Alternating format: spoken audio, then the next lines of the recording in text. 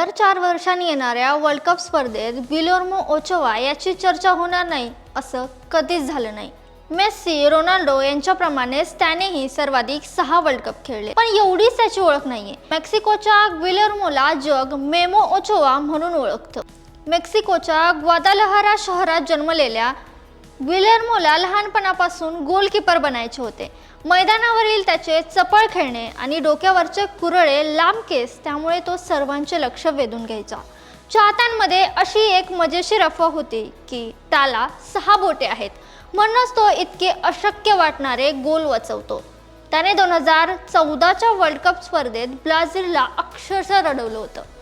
त्याच्या आयुष्यातील सर्वात मोठा क्षण ठरलेला जेव्हा मेक्सिकोने बलाढ्य ब्राझीलला गोल शून्य बरोबरीत रोखले होते। मेनार आणि त्याच्या सहकाऱ्यांनी एकामागून एक 6 गोल करण्याचे प्रयत्न गिलेर्मोने रोखले होते। तो गोल पोस्ट समोर एखाद्या भिंतीसारखा उभा राहिला।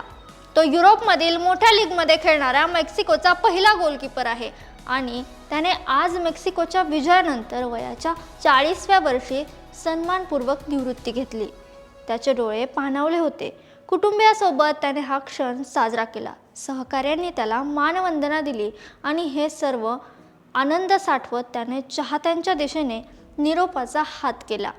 प्रतिस्पर्धेचे गोल उडवण्यासाठी उंचवणारा हात आज निरोप घेत होता। मेस्सी, रोनाल्डो एवढा गिलेर्मो मोठा नसला तरी त्याचा एक स्वतंत्र फुटबॉल चाहता वर्ग आहे। तुम्हाला गिलेर्मोचा आणखीन कोणता किस्सा माहित असेल तर कमेंट्समध्ये नक्की सांगा आणि अशाच नवनवीन व्हिडिओसाठी सकाळ स्पोर्टला सबस्क्राइब करायला विसरू नका।